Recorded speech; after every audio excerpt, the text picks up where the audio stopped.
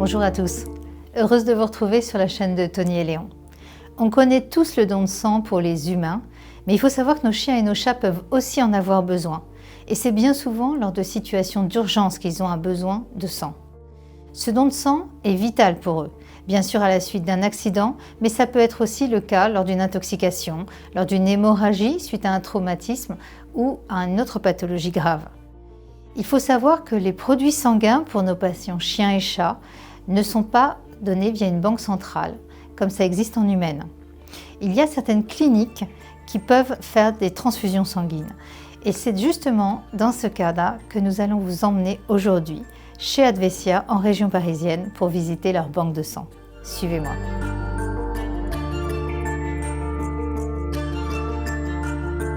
Alors comment se déroule le don de sang chez les chiens et chez les chats?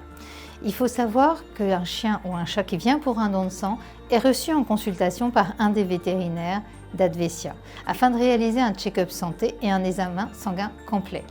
On regarde en effet son groupe sanguin avant tout don de sang. Parfois, il peut arriver que l'animal doive être tranquillisé pour être sous de bonnes conditions et le prélèvement aille au niveau du cou dans sa veine jugulaire. Le don de sang n'est pas plus douloureux pour votre animal qu'une simple prise de sang. Il faut tout de même compter une demi-journée pour laisser son animal le temps du don de sang. C'est grâce à ce don de sang que vous, propriétaires, pouvez aider des centres hospitaliers vétérinaires à sauver des vies. Alors comment ça se passe un don de sang?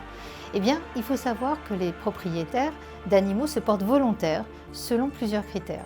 D'abord, qui peut donner son sang? Ce sont des chiens et des chats en bonne santé, âgés de 1 à 8 ans, pesant plus de 25 kg pour un chien et plus de 5 kg pour un chat.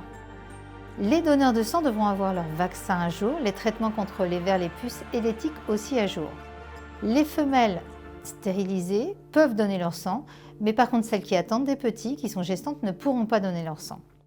Avant un don de sang, on réalise une analyse de biochimie et une numération formule de l'animal et un check-up santé complet pour s'assurer qu'il n'y a aucune contre-indication. La durée nécessaire pour un don de sang est d'une demi-journée. Le sang est collecté au niveau de la jugulaire de l'animal et donc sur une poche de sang avec un anticoagulant. En parallèle, on perfuse votre animal justement de façon à ce que la volémie, son volume sanguin, soit respecté. Et ensuite, on le laisse se réveiller tranquillement après le don de sang et on lui donne un repas bien mérité. Il faut savoir que le don de sang chez un animal, que ce soit un chien ou un chat, n'aura lieu que tous les 3 mois au maximum.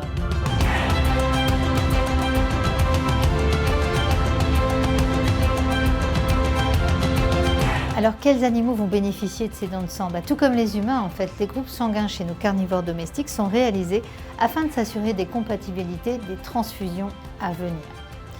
Suite à un don de sang, l'animal donneur se voit remettre, ici chez Advesia, un bandana de donneur de sang avec le hashtag donneur-sauveur, mais aussi une carte de donneur.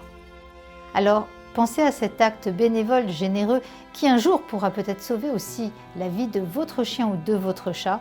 Alors retenez-le, votre animal peut sauver des vies grâce à un don de sang.